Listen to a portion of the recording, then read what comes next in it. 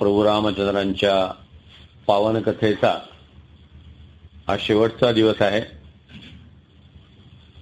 यज्ञात भवन्ति पर्जन्याः या गीतेतल्या सूत्रानुसार रामकथेच्या यज्ञाची सांगता आज वरुणराजाच्या उपस्थितीने झालेली आहे.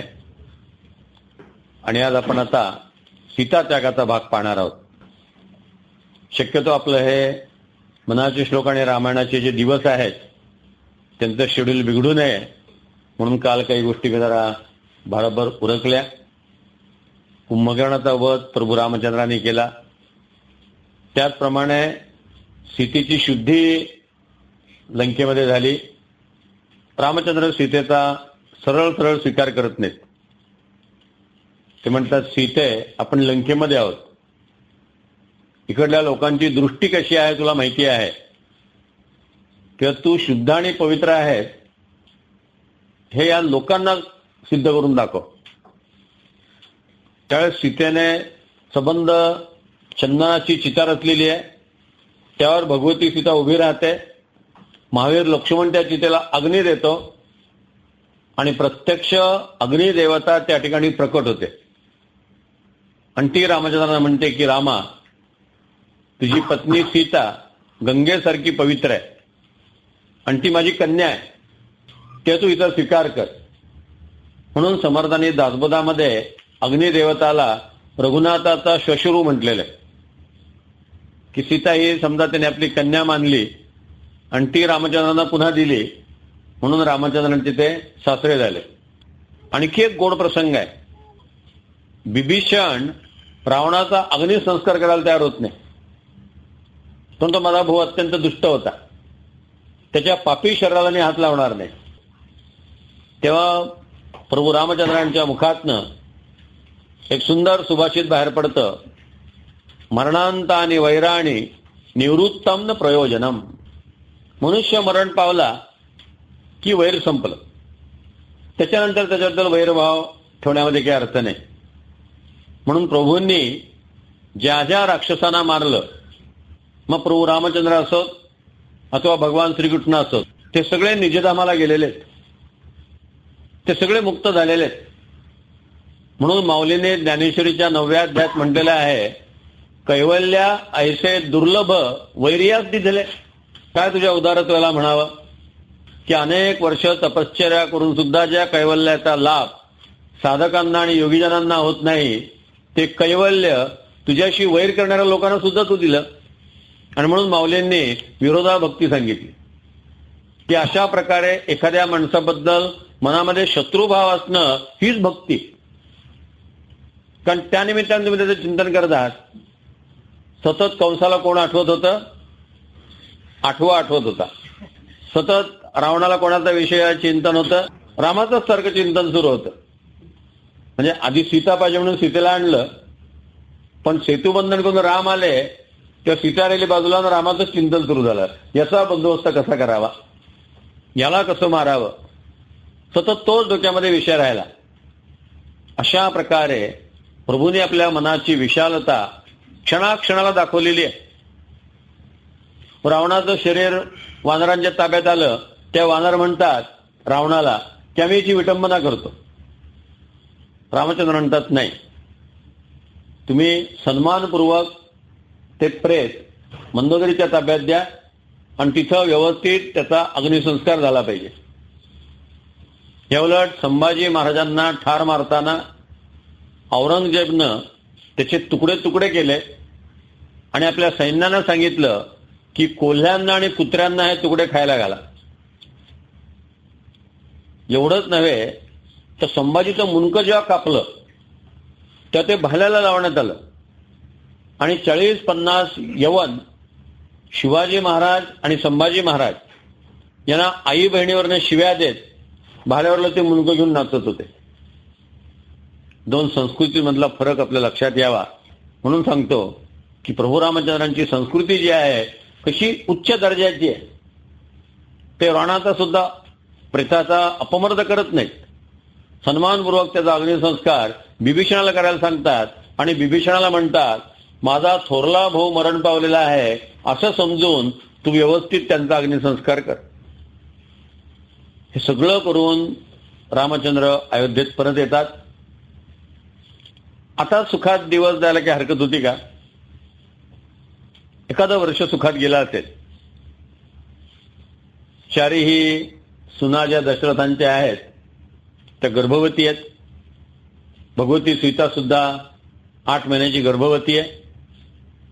एक दिवस महर्षी अष्टावक्र अयोध्येमध्ये येतात. अष्टावक्र एक फार महान ऋषी आहेत. जनकांचे ते गुरु आहेत यावरनं कल्पना करा. महाराज जनक हे विधेयी आहेत. त्यांच्या कुळाची विधी परंपरा आहे आणि त्या विधायी परंपरेतल्या जनकांचे हे गुरु आहेत. वडील वैदिक होते आणि सारखं वेदमंत्रांचं पठण करायचे. हा मुलगा मातेच्या गर्भात होता.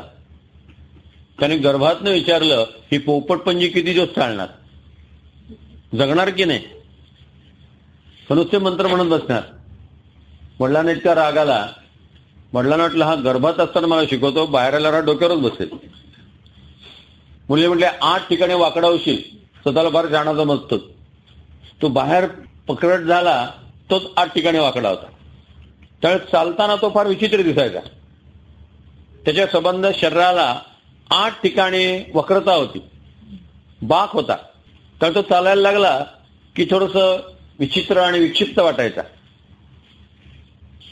कळलं अष्टावक्रांना की जनकांच्या दरबारामध्ये ब्रह्म काय आहे याचा निश्चय होतोय. बघूयात म्हणून तो त्या सभेमध्ये गेला. तर सगळे ब्राह्मण हसायला लागले. त्याचं चालणं पाहिलं आणि सगळे ब्राह्मण हसायला लागले. जनकांना जरा संकोच वाटला.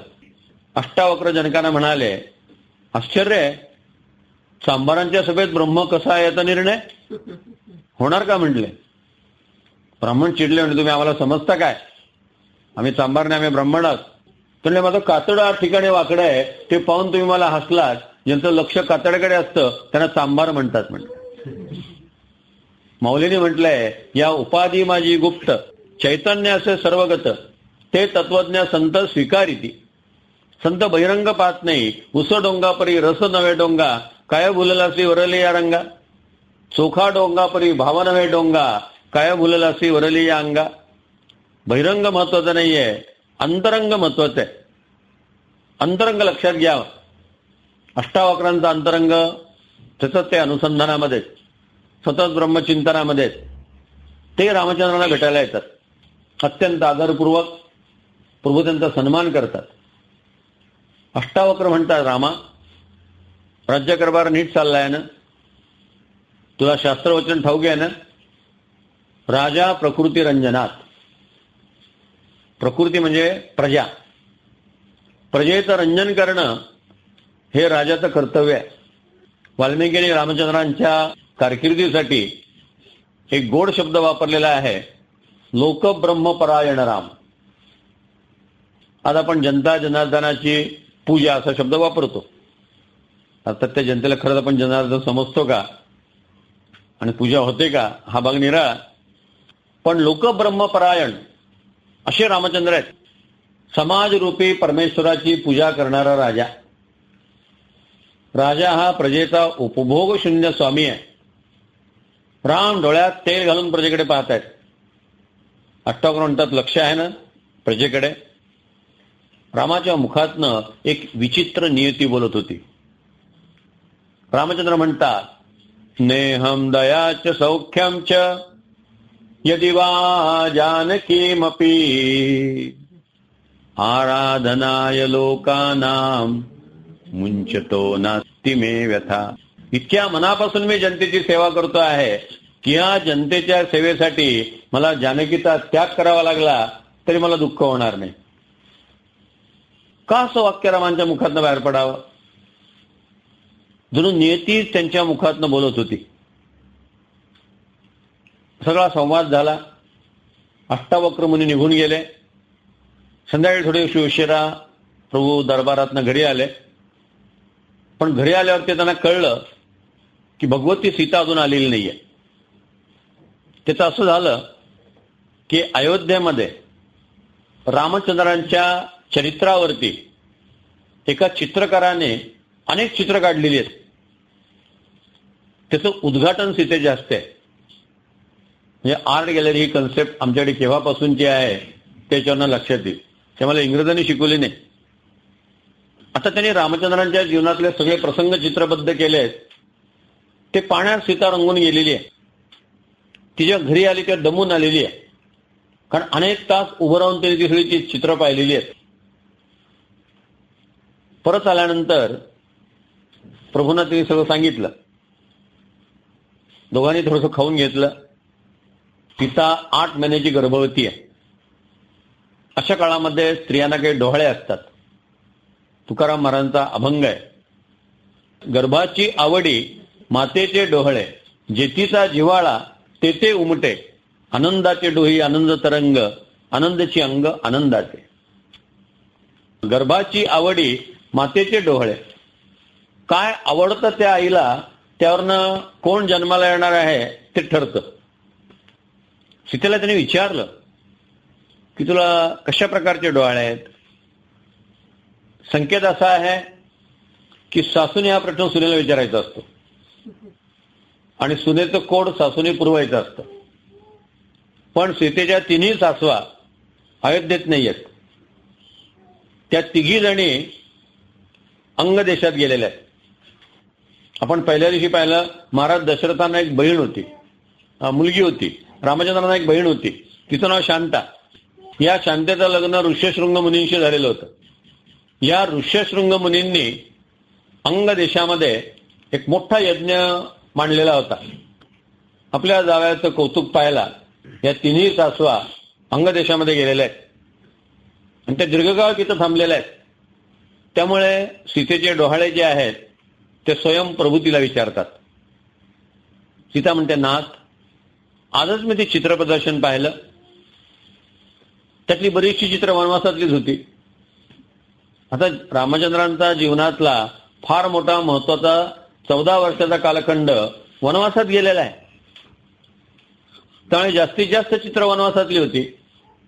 सीतेला सगळं आठवलं. अगस्त्य मुनींचा आश्रम आठवला, भरद्वाज मुनींचा आश्रम आठवला, वाल्मिकींचा आश्रम आठवला, सती अनुसूया आठवली, अत्री महाराज आठवले. पण आता या सगळ्या मठांमध्ये पुन्हा आपण जाऊ शकणार नाही.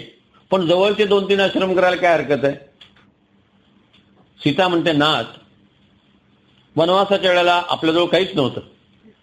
आपण ऋषींची सेवा करू शकत नव्हतो. क्षत्रियाने दान दिलं पाहिजे, पण आपल्याला काहीच करता आलं नाही. माझ्या मनात आहे की जवळचे 2-3 आश्रम आपण बघूयात. काही सोनं नाणं वस्त्र अलंकार आपण त्या ऋषींना दान देऊयात आणि अयोध्येचा हा जो भावी राजा आहे, भावी वंश आहे, त्याच्या उद्धारासाठी, कल्याणासाठी आपण ऋषींना आशीर्वाद मागूयात. आमच्या इथं गर्भधारणेपासून त्या गर्भावरती चांगले संस्कार करण्याची स्वतंत्र प्रक्रिया आहे. 16 संस्कार नावाचं पुस्तक आहे किंवा पांडुरंग शास्त्री आठवलेने सुद्धा या 16 संस्कारांसंबंधी संस्कृती पूजनात बरंचसं दिलेलं आहे की ही जी पद्धती आहे या पद्धतीमध्ये ते मूल गर्भात असल्यापासून आईने घ्यावयाची काळजी. सीता म्हणते, ऋषींचे आशीर्वाद मागूयात, पण पुढे तो अयोध्येचं राज्य सांभाळणार आहे. रामचंद्र म्हणतात की हरकत नाही, सकाळी बघूयात, तुझी इच्छा पूर्ण करता येईल. सीता दमलेली आहे, ती झोपी जाते. प्रभू मात्र अभ्यासाला बसतात. त्यांच्या अभ्यासिकेत काही ग्रंथ काढतात आणि त्याचं वाचन करतात. तेवढ्यात त्यांना पावलांचा आवाज ऐकू येतो. ते भद्रला पाहतात. भद्र हा रात्रीचा गुप्तचर आहे. या गुप्तचराला मध्यरात्री सुद्धा डायरेक्ट राजाच्या केबिनमध्ये प्रवेश आहे, महालात प्रवेश आहे. त्याच्याकडे राजाच्या अलीकडच्या भाषेत सांगायचं म्हणजे त्याच्याकडे राजाच्या महालाच्या लॅचची किल्ली असते. बेल वाजवली, दार ठोठवलं, मग ते झोपले होते म्हणून उघडलं नाही, शिपायाने हटकलं ही भानगड नाही. डायरेक्ट लाईटने दार उघडायचं आणि राजापर्यंत जायचं. राजाला खाजगी जीवन नाही, राजाला स्वातंत्र्य नाही. रात्री 12 वाजता जर दार ठोठवलं तर राजा उपलब्ध असला पाहिजे. सतत त्याने, जसं डॉक्टरची सेवा आहे, डॉक्टरची सेवा ही 24 आवर्स आहे. रात्री फोन आला तर डॉक्टरला जावं लागतं. आता माझी ड्युटी नाही असं म्हणून चालत नाही. तसं राजाचं काम आहे.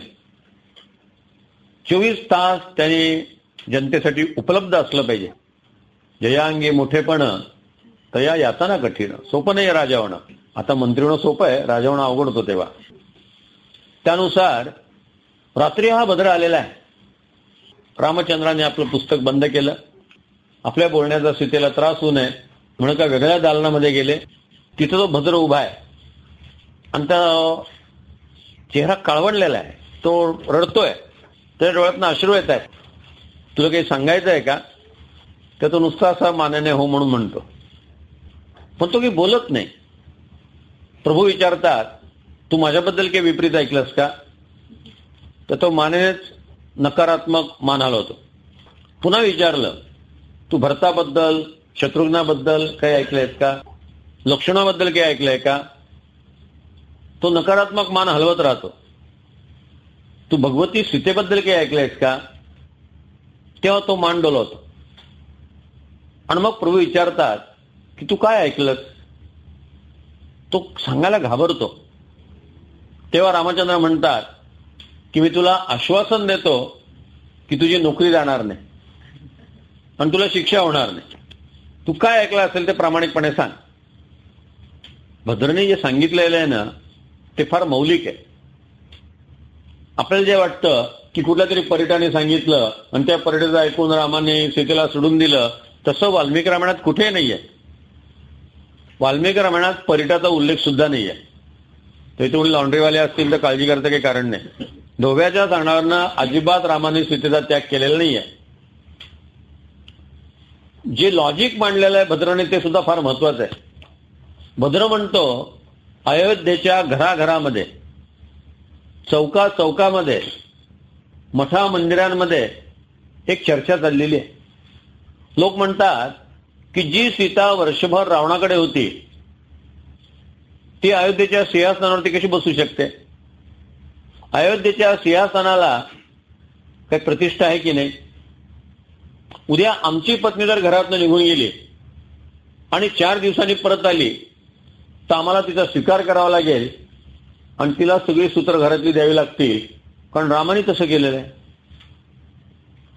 वर्षभर घरात नसलेली स्त्री रामाने पुन्हा स्वीकारली आणि सगळी प्रतिष्ठा तिला प्राप्त करून दिलेली आहे. आमच्याही घरात जर असं काही घडलं तर आम्हाला ते स्वीकारावं लागेल.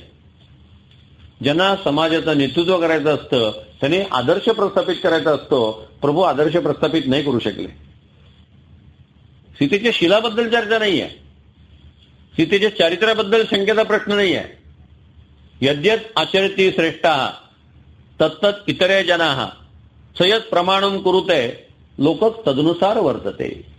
माऊलींच्या भाषेत, येथे वडील जे जे करती तया नाव धर्म ठेविती यरतेची अनुसरती सकळ जन. मनुष्य जेवढ्या उच्च पदावरती असतो तेवढं त्याने प्रतिष्ठेने वागायचं असतं. सर्वात जास्त नियमाने कोण बांधलेला असतो? शिपाई हा सर्वात कमी नियमाने बांधलेला असतो. डायरेक्टर किंवा चेअरमन किंवा मॅनेजर हा सर्वात जास्त नियमाने बांधलेला असतो. म्हणून मालकच जर उशिरा आला ना तर नोकर उशिरा येणारच आहेत. मालकच जर तिथे गप्पा मारत बसला, नोकरी गप्पाच मारत बसणार आहेत. मी जेवढ्या वरच्या याच्यावरती असेल तेवढे माझे नियम कडक असतील, तेवढं मला संयमी जीवन जगायला लागतं. लहान मुलांनी खाण्याचा हट्ट केला तर आपण समजू शकतो. आजी आजोबा जर खाण्याचा हट्ट करायला लागले तर त्यांनी थांबलंच पाहिजे जेवणासाठी. सगळे जेवल्याशिवाय आम्ही जेवणार नाही अशी त्याची भूमिका असली पाहिजे. लहान मुलांनी झटकन मागून घेतलं आणि खाल्लं. जेवढ्या उच्च पदावरती मी असेल तेवढा मी नियमाने बद्ध आणि संयमाने अबद्ध असलं पाहिजे. रामाने काहीतरी आदर्श प्रस्थापित करायला पाहिजे अशी चर्चा गावात सुरू आहे. रामचंद्र म्हणतात, तुला काय म्हणायचं आहे ते मला कळलं, तो तर जाऊ शकतो. भद्र निघून गेला. रामचंद्रांनी रात्री 2 वाजता आपल्या शिपायाकडनं तातडीनं भरत, शत्रुघ्न आणि लक्ष्मण यांना बोलावून घेतलं. त्यांनाही आश्चर्य की अपरात्री रामाने कसं काय बोलावलं. रामचंद्रांचा संवाद कसा आहे बघा. प्रभू असं आजपर्यंत कधी बोलले नाहीत, पण त्या तिघांना सांगतात मी एक निर्णय घेतलेला आहे, तो सांगण्यासाठी मी तुम्हाला बोलावलेला आहे. माझा तुम्हाला आदेश आहे की याच्यावरती तुम्ही माझ्याशी चर्चा करायची नाही आणि मला कुठला सल्ला द्यायचा नाही. मी पूर्ण विचारांती हा निर्णय घेतलेला आहे. या निर्णयात काही बदल होणार नाहीये. तर तुम्हाला मी सल्ल्यासाठी बोलावलेलं नाहीये, निर्णय ऐकायसाठी बोलावलेला आहे. तिघांना आश्चर्य वाटते, इतकं दादागिरीची भाषा रामाने आजपर्यंत कधी केली. जरी दादा असले तरी दादागिरी करत नाहीत कधी. मग रामांची भाषा एकदम कडक आहे. आणि मग रामचंद्र सांगतात की अयोध्येतलं वातावरण असं आहे, जनमत हे जास्त महत्वाचं आहे. राजा प्रकृती रंजनात असं अष्टावक्रात मला म्हणत होते, तेव्हा प्रजेच्या हितासाठी आणि समाजाच्या प्रतिष्ठेसाठी मी आज सीतेचा त्याग करत आहे. लक्ष्मण तो दादा, हा वहिनींवरती अन्याय होणार आहे. रामचंद्र म्हणतात लक्ष्मणा हे काम तुलाच करायचंय. रामाना सर्वात कमिटेड म्हणजे Lakshman. There is not to question why, there just to do and die. असं का असा प्रश्न ते विचारत नाहीत. सांगितलं की त्याप्रमाणे वागले. जस्ट टू डू अँड डाय. त्यासाठी प्राण द्यावा लागला तरी चालेल, पण आज्ञापालन. शेवटी लक्ष्मणाला ते सांगतात की माझी खात्री आहे की महर्षी वाल्मिकींच्या आश्रमात सीतेच्या बाळणपणाची व्यवस्थित सोय होईल, तिच्या मुलाच्या शिक्षणाची सोय होईल. तू आश्रमाच्या प्रवेशद्वारापर्यंत भगवती सीतेला नेऊन सोड आणि तिथं माझा निरोप तिला सांग. सकाळी सीता आवरते लवकर की आपल्याला आता ऋषींच्या आश्रमात जायचंय, आपले डोळे पुरवले जाणार आहेत. बाहेर रथ येऊन उभा आहे, सुमंत्र आलेला आहे. लक्ष्मणाने वेगवेगळ्या अलंकारांचे आणि कपड्यांचे बॉक्सेस काढून ठेवलेले आहेत, ते रथात भरलेले आहेत. मात्र रामचंद्र की नाहीये. रामचंद्र बाहेर पडताना सीतेला सांगतात की आज मला संसदेत फार महत्वाचं काम आहे, तातडीने मला गेलं पाहिजे. तेव्हा लक्ष्मण तुझ्या बरोबर आहे, वाईट वाटू देऊ नकोस. असून रामचंद्र निघून जातात. भगवती सीताही विचार करते की ठीक आहे, राजा हा भागाकार होणाराच मनुष्य आहे, तो सगळ्यांमध्ये वाटला जातो, आपल्या वाट्याला तो कमी येणार हे स्वाभाविक आहे. आणि म्हणून सीता ते स्वीकारते. रथ सुरू होतो. पुढे सुमंत्र आणि त्यांच्या शेजारी लक्ष्मण बसलेला आहे. मागे भगवती सीता आहे. मोकळ्या जागी ते सगळं दागदागिने आणि कपडे ठेवलेले आहेत. सीता मध्येच म्हणते, भाऊजी तो पक्षी पाहिलात, भाऊजी तो धबधबा पाहिलात, भाऊजी ते हरिण पाहिलं. लक्ष्मण गंभीरपणे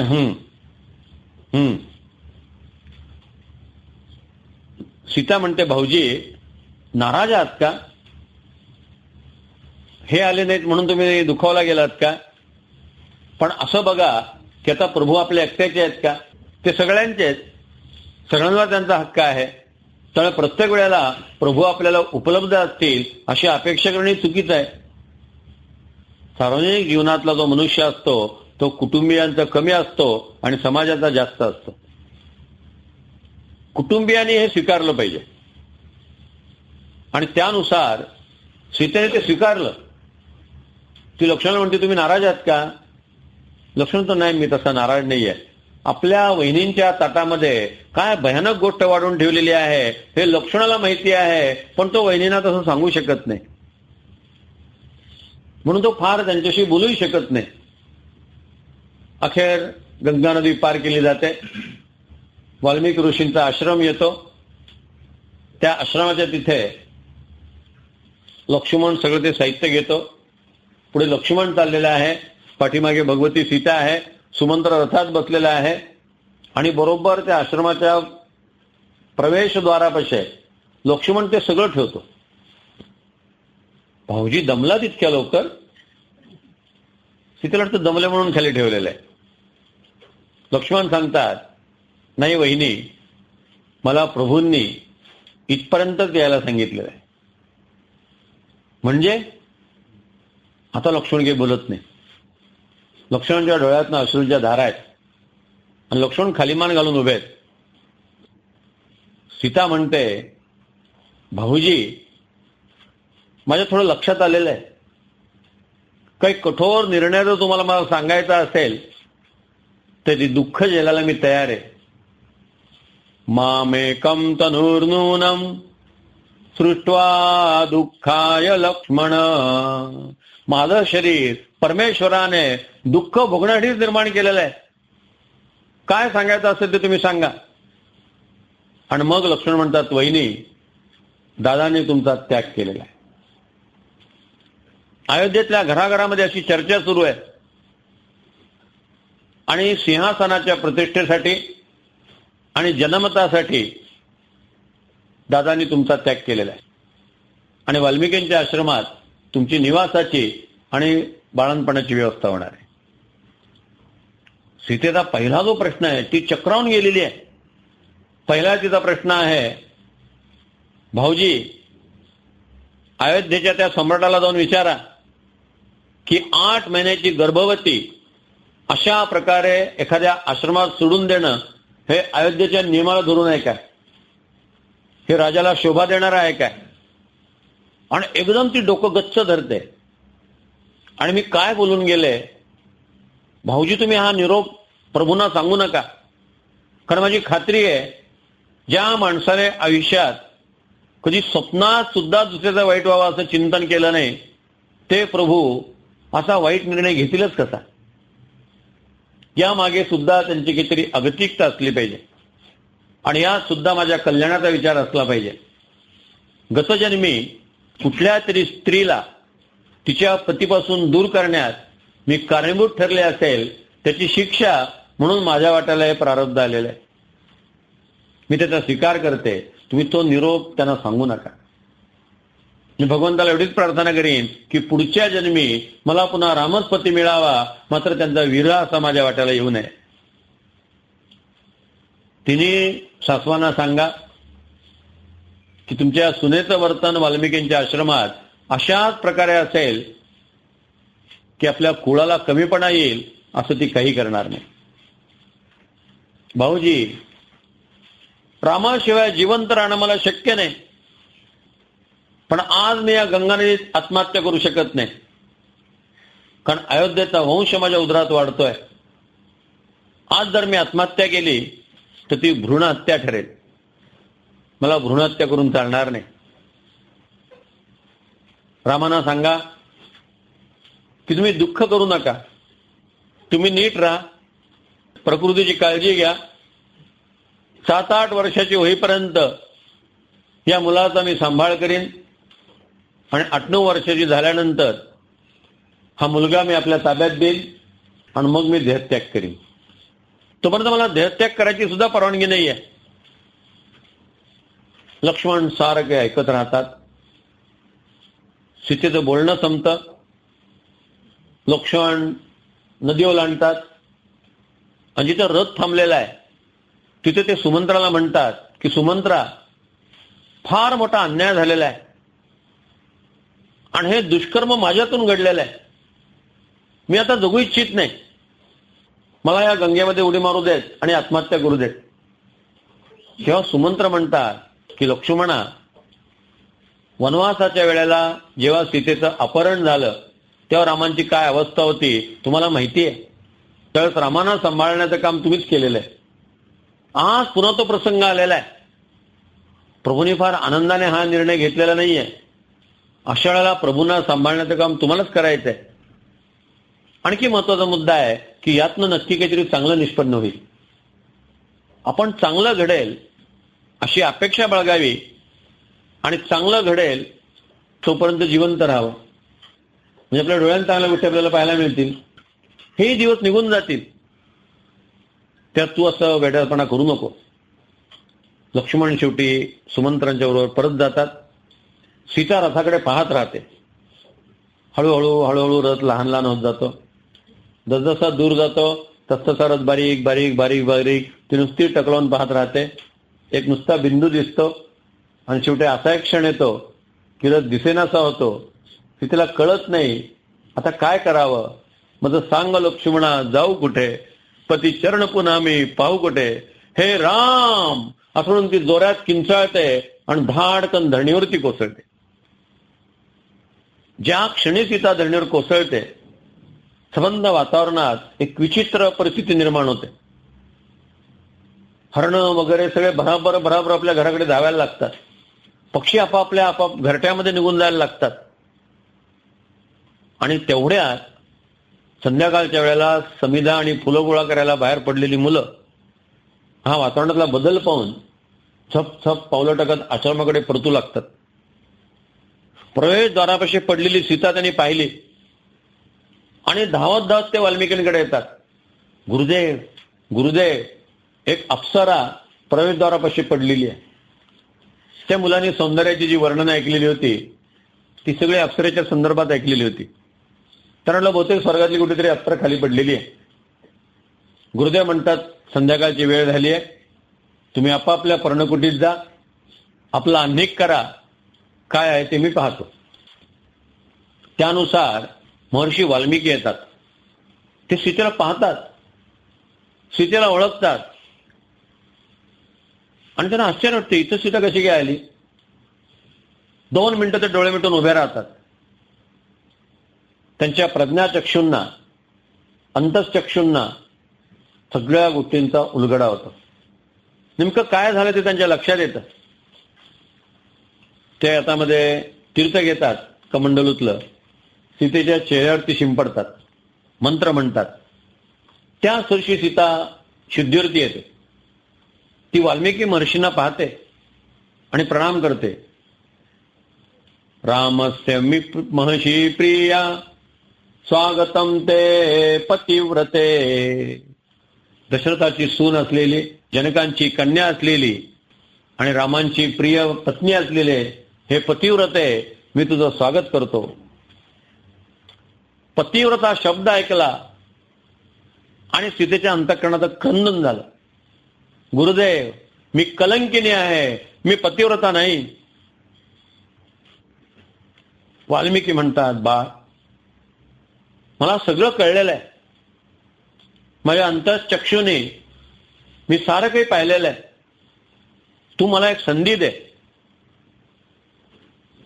ते कमंडलूतलं तीर्थ हातावरती घेतात आणि म्हणतात, प्रचेत ऋषींचा हा पुत्र आज अशी प्रतिज्ञा करतो की अयोध्येतल्या नादान लोकांनी हे रत्न आज बाहेर टाकून दिलेलं आहे. या मूर्तीची प्रतिष्ठापना पुन्हा अयोध्येच्या सिंहासनावरती होईपर्यंत मी गप्प बसणार नाही. आणि ते उदक सोडतात. म्हणतात, तुला पुन्हा मी अयोध्येच्या सिंहासनावरती प्रस्थापित करीन. तू फक्त इथे ये. कोणालाही तुझं सीता हे नाव सांगू नकोस. कुणी विचारलं तर माझं नाव वनदेवी आहे म्हणून सांग. वनदेवी या नावाने तू या आश्रमात राहा. आजही वाल्मिकींच्या आश्रमात वनदेवीचं मंदिर आहे, ते सीतेचं मंदिर आहे.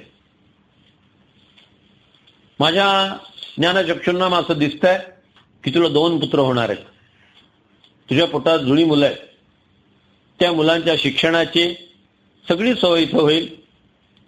आश्रमातल्या ज्या वृद्ध सोयणी आहेत त्या तुझ्या बाळणपणाची सोय करतील. तू इथं आनंदात राहा. फार सुंदर गीत ते गदिमांचं आहे. दैव जाणिले कुणी, लवांकुशांचा हलवी पाळणा, वनी वाल्मिकी मुनी. मृग सोन्याचा जरी असंभव, तरी तयाला भुलले राघव.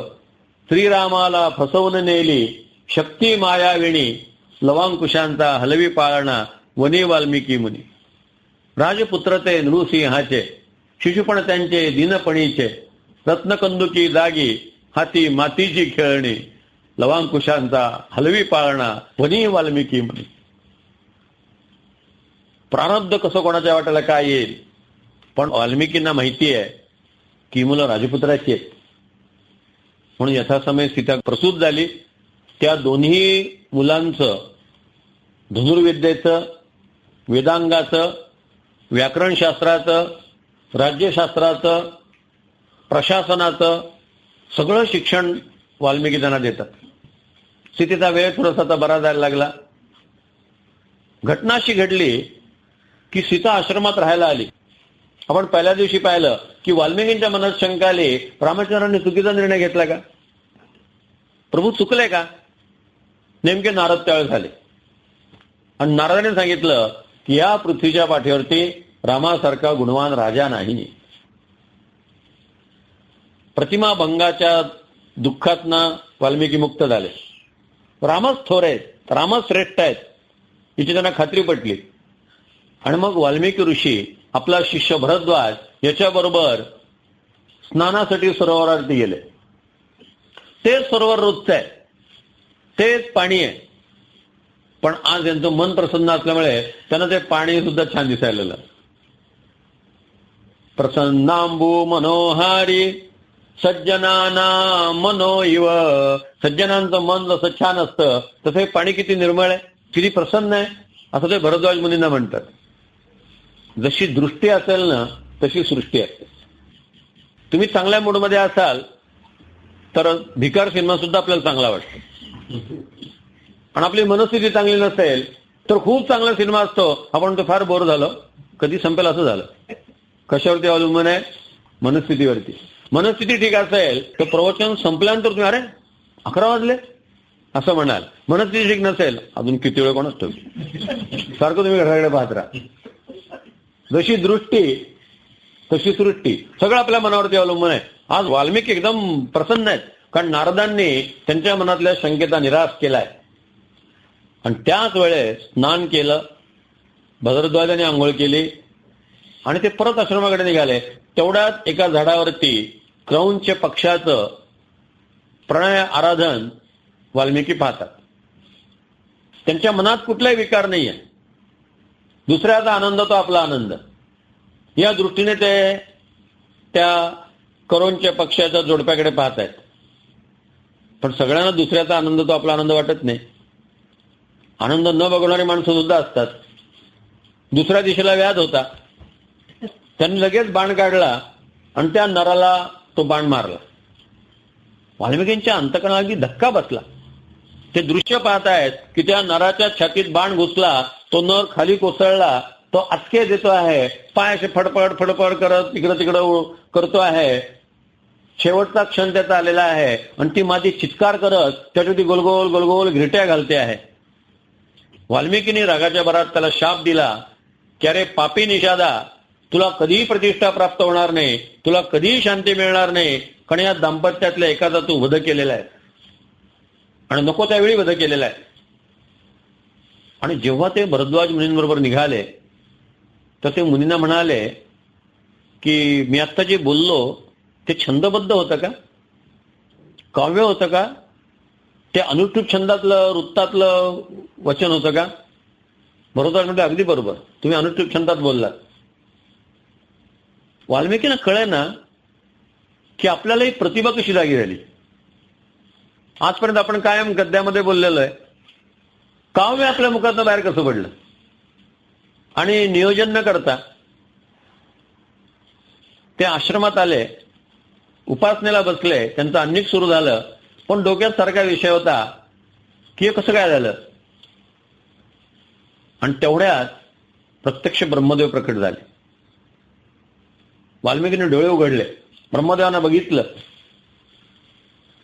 ब्रह्मदेवाने सांगितलं की तुला वाटतं ना माझ्या कृपेमुळे सरस्वती तुझ्यावरती प्रसन्न झालेली आहे.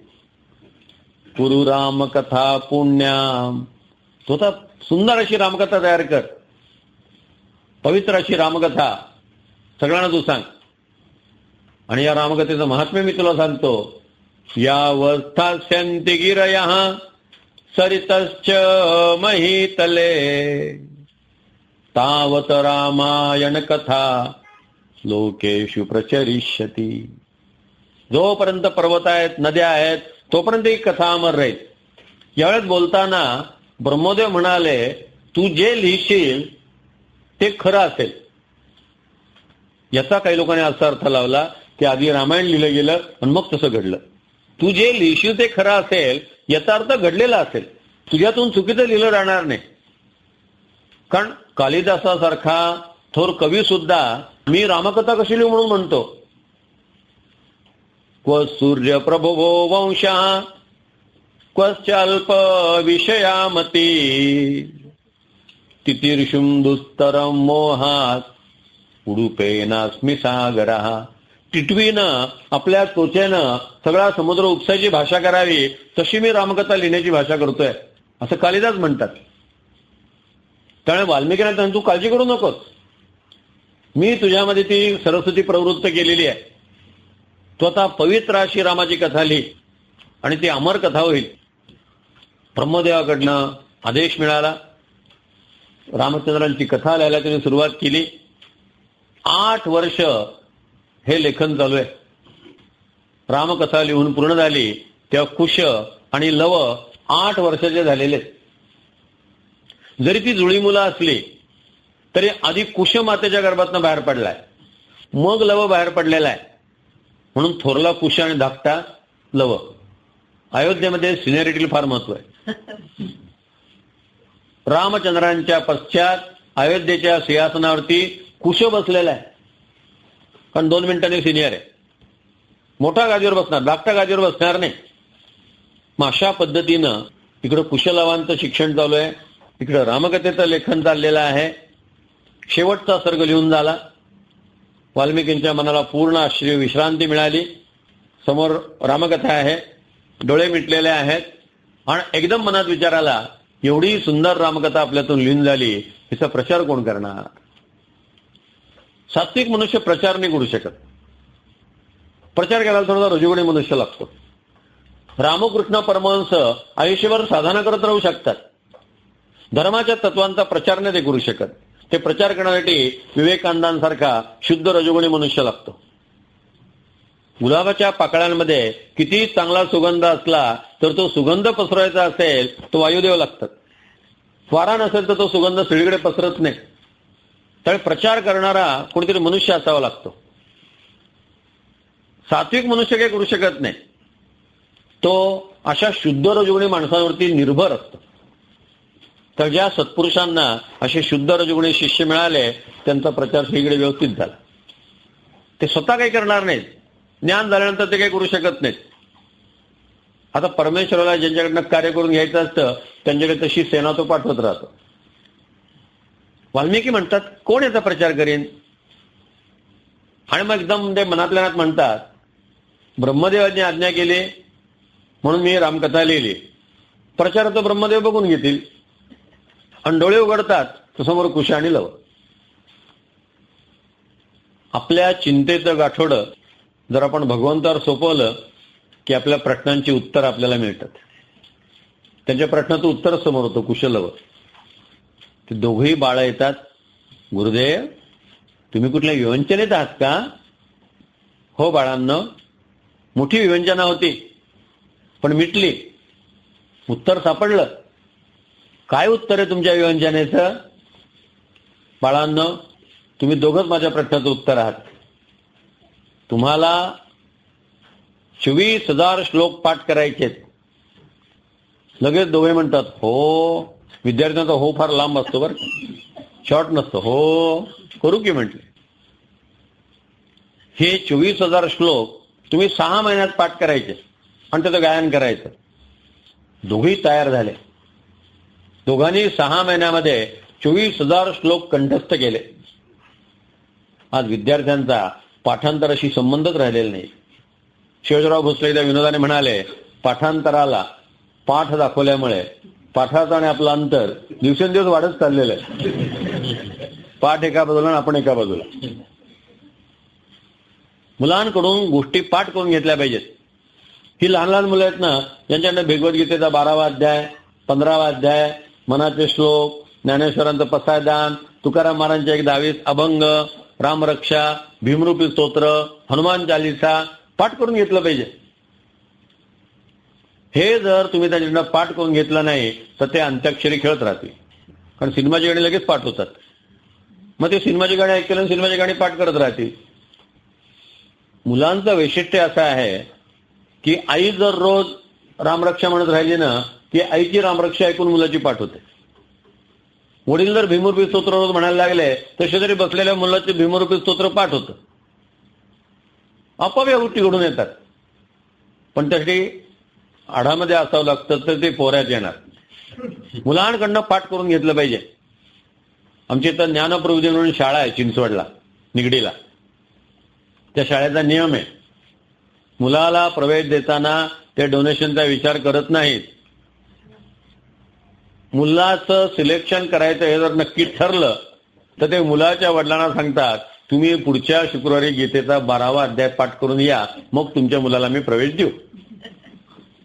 हल्ली तर पालकांच्या संस्कार वर्गाची गरज महाराष्ट्रात तरी निर्माण झालेली आहे.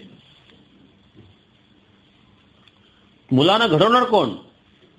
या दोन्ही पोरांनी 6 महिन्यात सबंध वाल्मिकी रामायण कंठस्थ केलं. बघा, वाल्मिकी ऋषींनी पहिल्यांदा पाणी सोडलं की मी सीतेची मूर्ती पुन्हा प्रतिष्ठापित करीन. लगेच नारद मुनी आले. नारद मुनीने रामकथेची सूत्र सांगितली. लगेच ब्रह्मदेव आले, त्यांनी प्रतिभा दिली. सरस्वती प्रसन्न झाली, रामकथा लिहून पूर्ण झाली. लगेच कुशलवानी पाठ केली आणि तेवढ्यात अयोध्येतनं एक दूत आला. अयोध्येमध्ये अश्वमेध यज्ञ मांडलेला आहे. या यज्ञाचा पूर्णाहुतीचा दिवस अमुक अमुक आहे. या पूर्णाहुतीला आपण उपस्थित राहावेत अशी प्रभू रामचंद्रांची आपणास प्रार्थना आहे. दूतांनी पत्र दिलं, तुम्ही चांगले संकल्प सोडा, परमेश्वर तुमच्या पाठीशी उभा राहील. सत्य संकल्पाचा दाता भगवंत. जमेल की नाही, होईल की नाही, आपली क्षमता आहे की नाही, आपण आपली सामान्य माणसं, लगेच आपण सामान्य होऊन जातो. काही आवश्यकता नाही. तुम्ही चांगले संकल्प सोडा, परमेश्वरावरती सोपवा, सफलता तुम्हारे चरण चिवमलेगी. यश पायाशी लोळण घेईल. फक्त आपण चांगले संकल्प सोडले पाहिजेत. Not failure but low aim is crime. म्हणजे ध्येयासाठी मरतात ना, ते अपयशी झालेले असले तरी ते श्रेष्ठ आहेत. एक लक्षात ठेवा, ज्यांच्यासमोर काहीच ध्येय नव्हतं अशा माणसांच्या यशापेक्षा ज्यांच्यासमोर काहीतरी ध्येय होतं अशा माणसाचं अपयश हे जास्त श्रेष्ठ आहे. कारण एका विशिष्ट कारणासाठी तो गेलेला आहे. आता टिळकांना स्वातंत्र्य पाहायला मिळालं नसेल, पण म्हणून काही टिळक सामान्य झाले का? टिळक थोरच आहेत, त्यांना ते पाहायला मिळालं नाही भारत स्वतंत्र झालेला. पण टिळकांचं मोठेपण सावरकरांना पाहायला मिळालं, पण सावरकरांच्या गुणांचं चित झालं नाही, त्यांच्या त्यागाचं आणि बलिदानाचं चित झालं नाही. म्हणून काय सावरकर कमी ठरतात का? सावरकरांचं महात्म्य आहेत. इथं तुम्ही कशासाठी समर्पण करत आहात, कशा जिद्दीने करत आहात, ते महत्वाचं आहे. वाल्मिकीने संकल्प सोडला आणि सगळ्या गोष्टी जुळून आल्या. आता त्यांनी विचार केला की पूर्णाहुतीला अजून 15 दिवस अवकाश आहे, त्याच्यात मी 2 मुलं अयोध्येत पाठवतो. हे मुलं अयोध्येत गायन सुरू करतील, हे जागोजागी रामकथा सांगत राहतील आणि यांच्या तोंडून रामकथा ऐकली म्हणजे अयोध्येच्या लोकांना लक्षात येईल की आपण सीतेवरती काय अन्याय केला आहे तो. म्हणून वाल्मिकी म्हणतात, कृष्णम रामायणम काव्यम सीताया चरितम महत्. या संपूर्ण रामकथेमध्ये सर्वात महान चरित्र कोणाचं आहे? भगवती सीतेचं चरित्र सर्वात महान आहे. भगवती सीतेसाठी हे संबंध रामायण लिहिलं गेलेलं आहे. तर अलीकडच्या भाषेत सांगायचं म्हणजे वाल्मिकींना सीतेबद्दल सॉफ्ट कॉर्नर आहे. कारण सीतेचं दुःख ते डोळ्याने पाहतायत. सीतेची अवस्था त्यांनी स्वतः जवळनं पाहिलेली आहे, पण ते रामांनाही दोष देत नाहीयेत.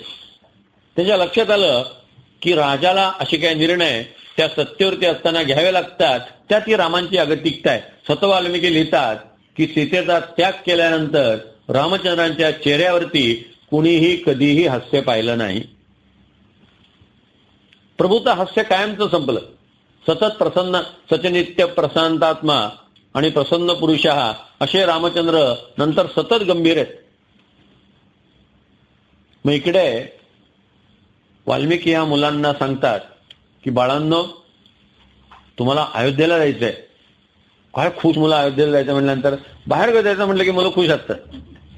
कंटाळतो तो सारखा आश्रम आश्रम, तो दिनक्रम.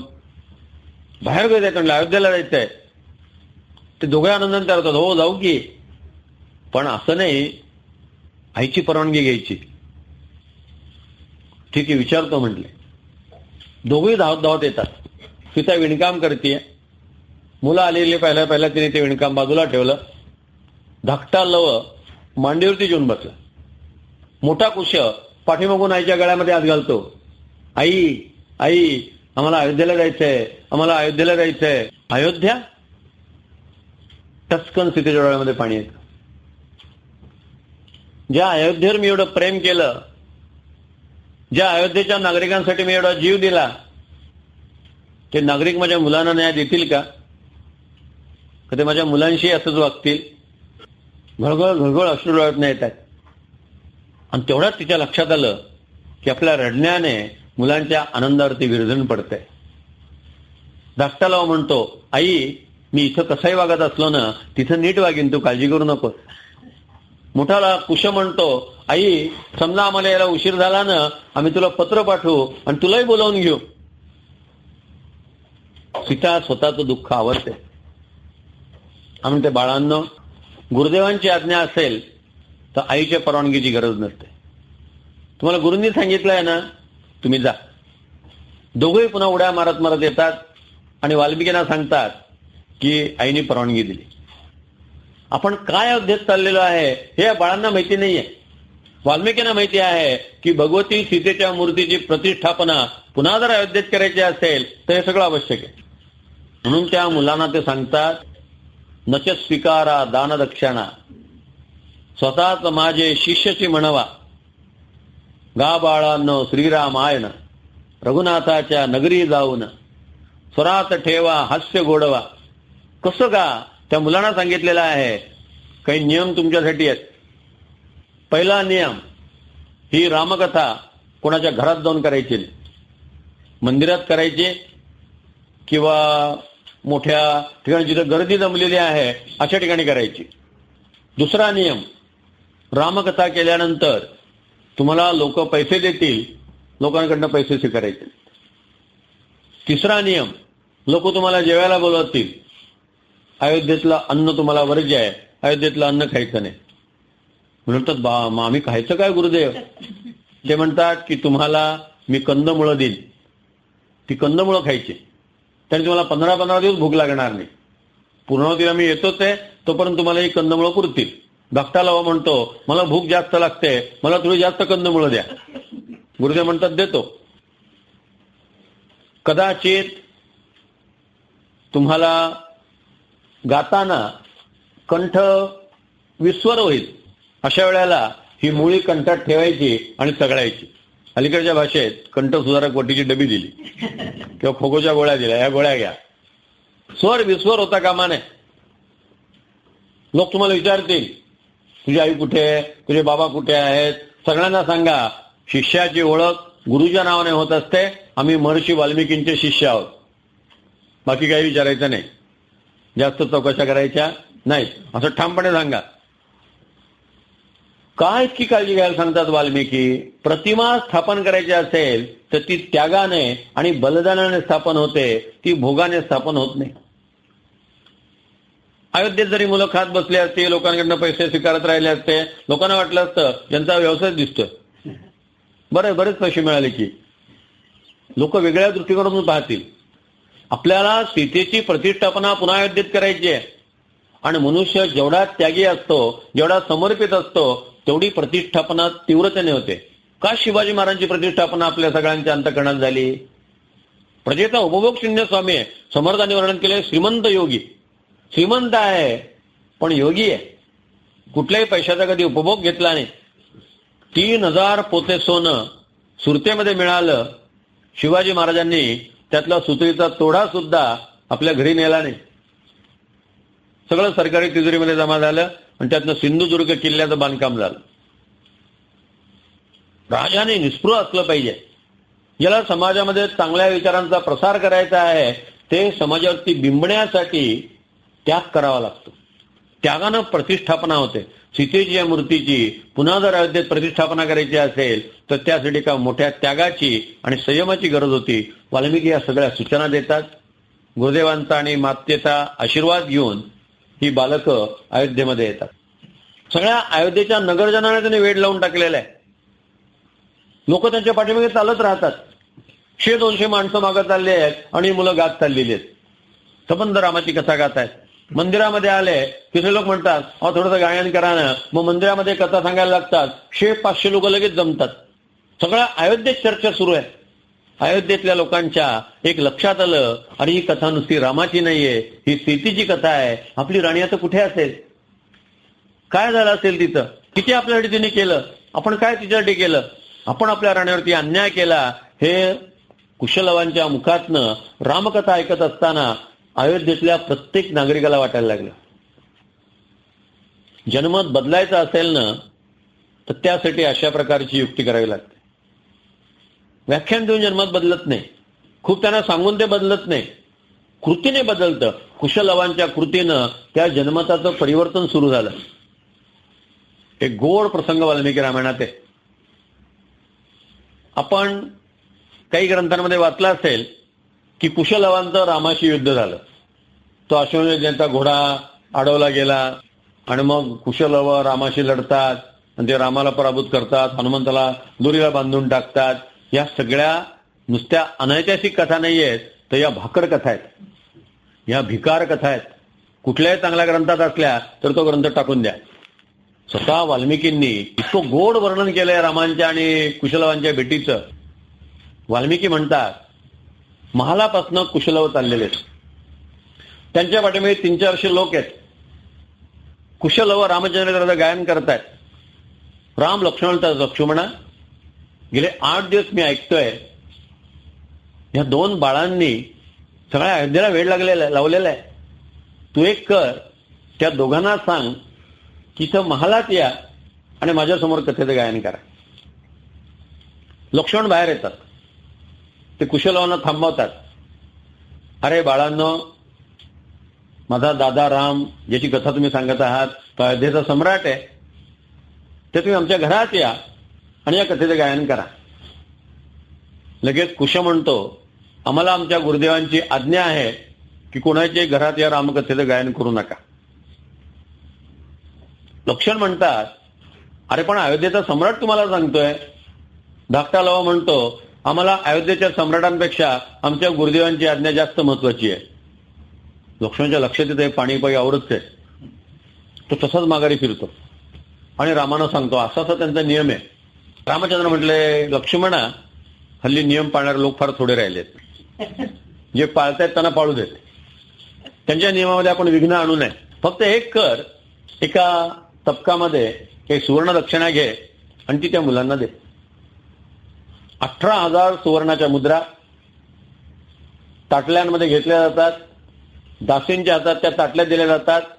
दासींना घेऊन लक्ष्मण पुन्हा रस्त्यावरती येतात आणि कुशलवांना म्हणतात, अरे बाळांनो, असं करा, तुम्ही नका घरात गायन करू, पण दक्षिणा घ्यायला काय हरकत आहे, तुम्ही दक्षिणा घ्या.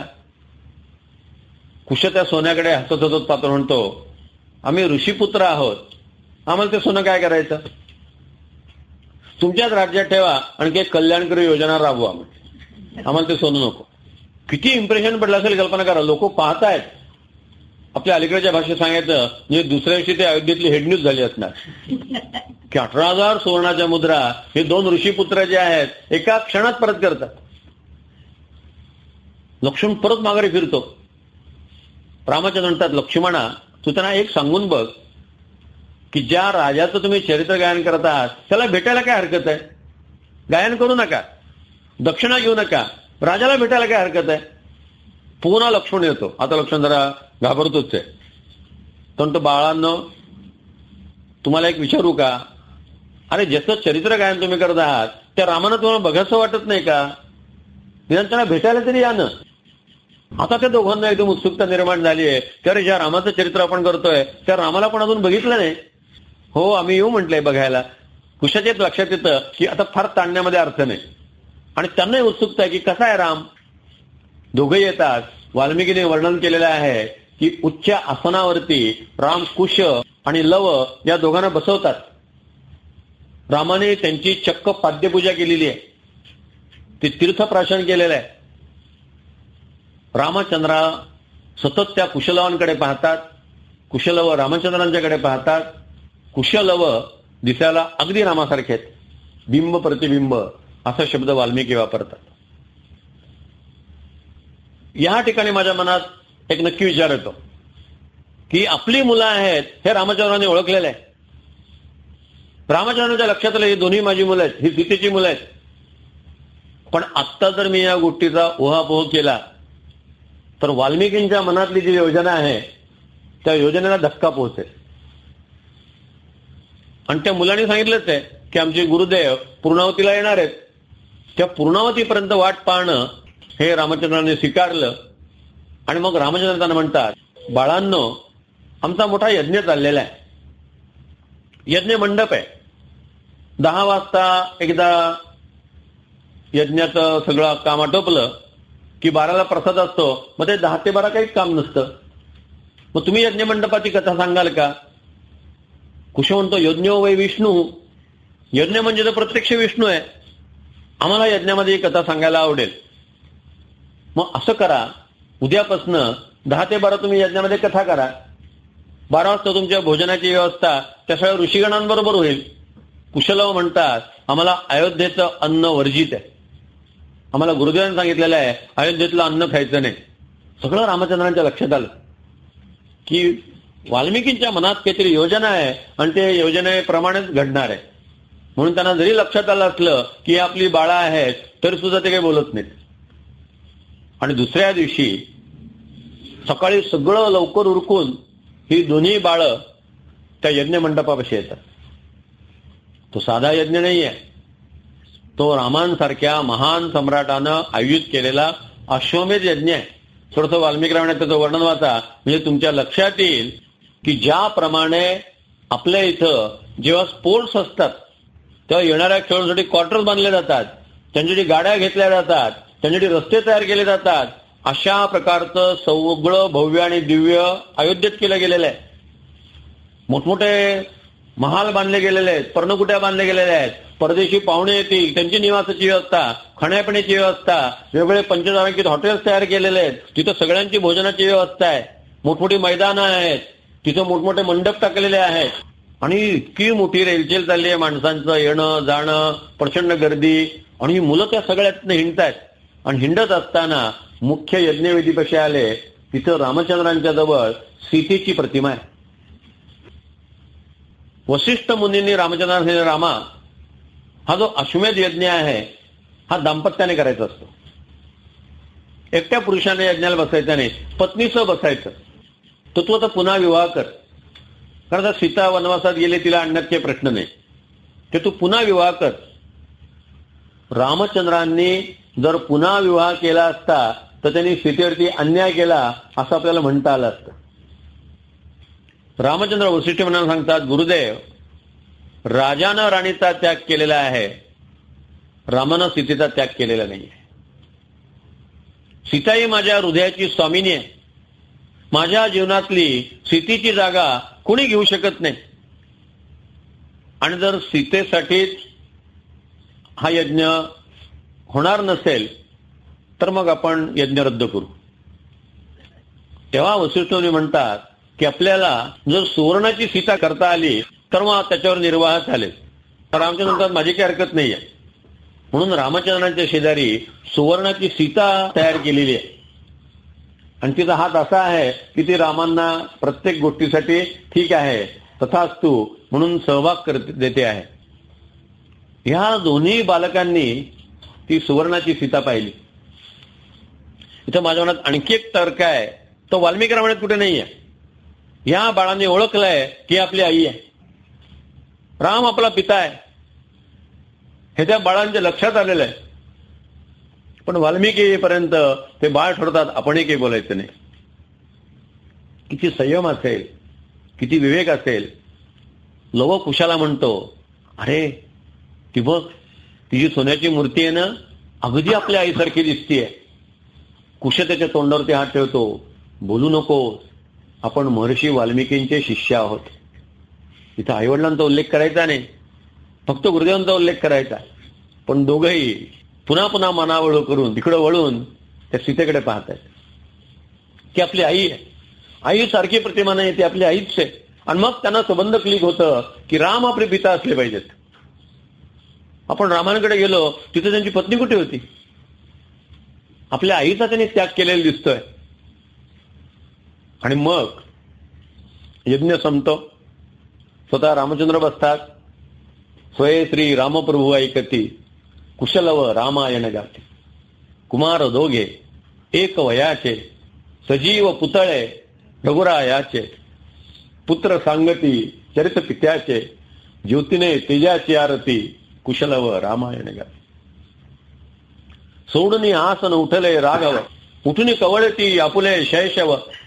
पुत्र भेटीचा घडे महोत्सव परितो उभयानच माहिती कुशलव रामायण गाती. जगाच्या इतिहासात असा स्पॉट कुठे ते सांगा. संबंध शेक्सपियर ओवाळून फेकून द्यावा. संबंध पाश्चिमात्य वाङ्मय ओवाळून फेकून द्यावं. संस्कृत वाङ्मयामध्ये बहुभूती, कालिदास, वाल्मिकी यांच्या वाङ्मयामध्ये हे जे स्पॉट मिळतील ते तुम्हाला दुसरे कुठे मिळणार नाही.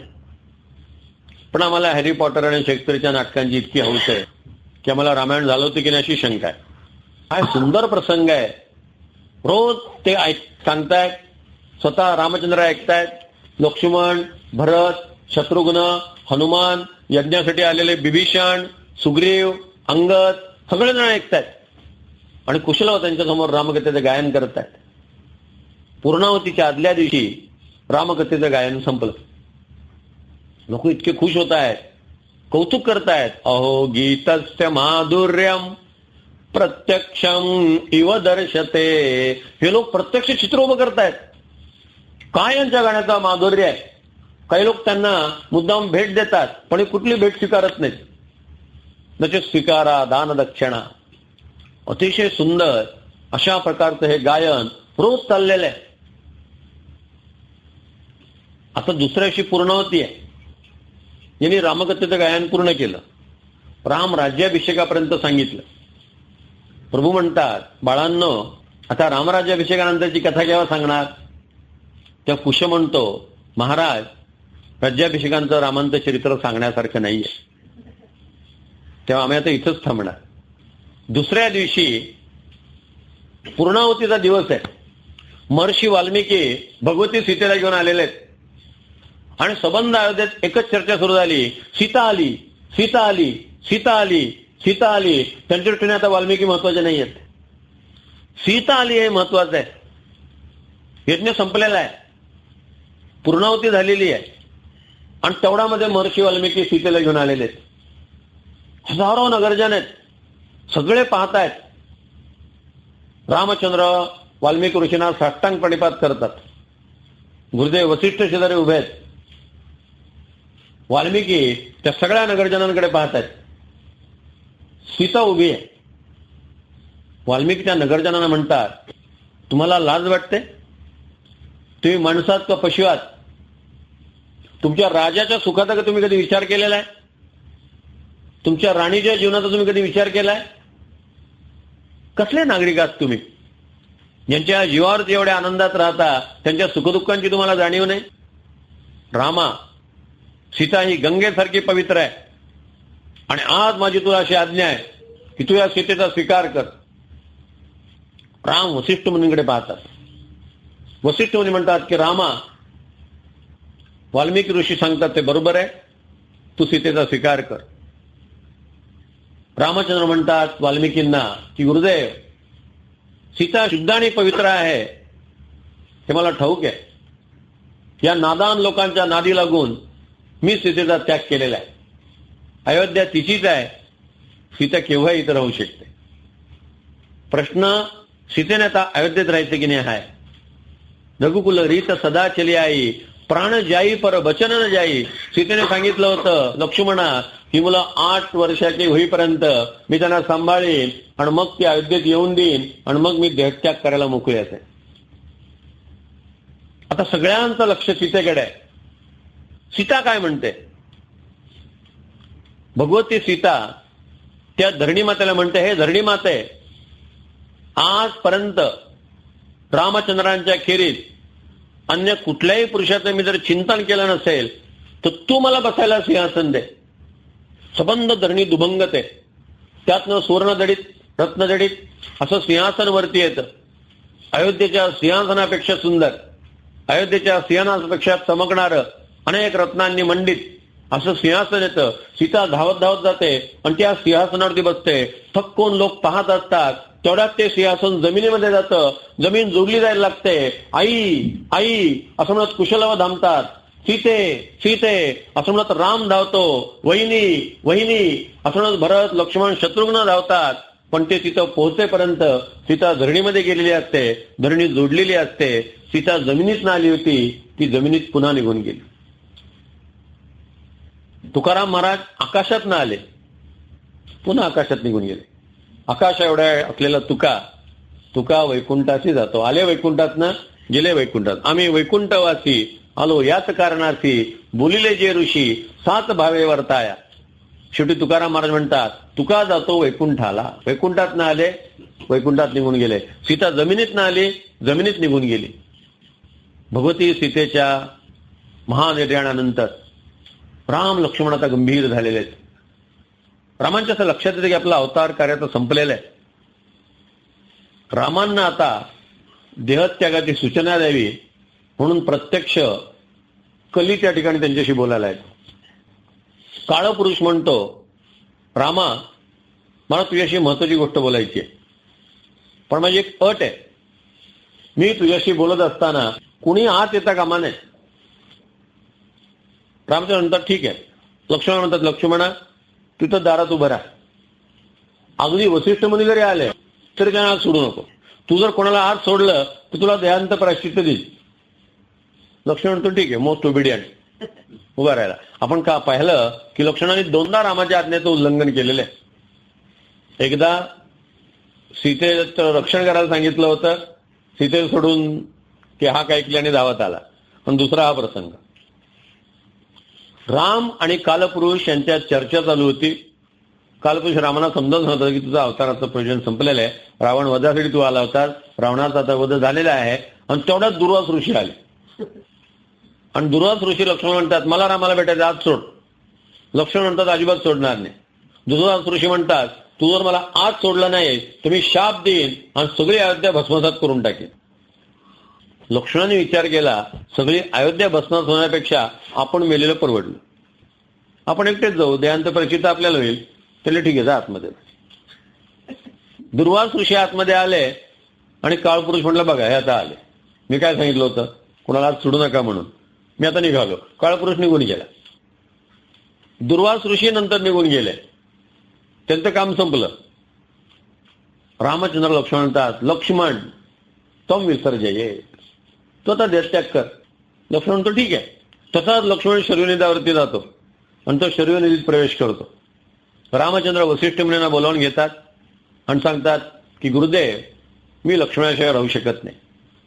तुम्हाला कल्पना आहे, माझ्या पश्चात कुशला गादीवरती बसवा आणि सगळं राज्य त्याच्यावरती सोपवा. रामचंद्र सरळ निघतात आणि लक्ष्मणाबरोबर तेही शरयू नदी प्रवेश करतात. त्यावेळेस रामचंद्र साधारणतः 42-43 वर्षाचे आहेत. लक्ष्मण त्याच वर्षाचा आहे. सीता धरणीत निघून जाते तेव्हा ती 38-39 वर्षाची आहे. अशा प्रकारचा आदर्श प्रस्थापित केल्याशिवाय, त्यागमय जीवन जगल्याशिवाय समाजाला त्याचं महत्व कळत नाही. म्हणून राम, लक्ष्मण आणि सीता या तिघांनी अशा प्रकारचा प्रमोदचे आदर्श प्रस्थापित केलेला आहे. याला काही लोक शोकांतिका म्हणतात. आपल्या साधा दृष्टी काय असते की इतके लवकर कसे काय गेले. आता ज्ञानेश्वर महाराज 22व्या वर्षी गेले, ती शोकांतिका म्हणणार का? निवृत्तीनाथ 24व्या वर्षी गेले, सोपानदेव 18व्या वर्षी गेले, मुक्ताबाई 16व्या वर्षी गेली. म्हणजे या वर्षामध्ये हे चौघही भावंड निघून गेलेले आहेत. 16 ते 24 या वयोगटात चौघाही भावंडांनी देहत्याग केलेला आहे. आज कोणाचं नाव शिल्लक आहे? चौघा भावंडांची नाव शिल्लक आहेत. अशा प्रकारे या सगळ्या रामकथेमध्ये आदर्श प्रस्थापित केलेले आपल्याला पाहायला मिळतात. आणि ती सबंध रामकथा आपण 7 दिवस व्यवस्थित या ठिकाणी पाहिली.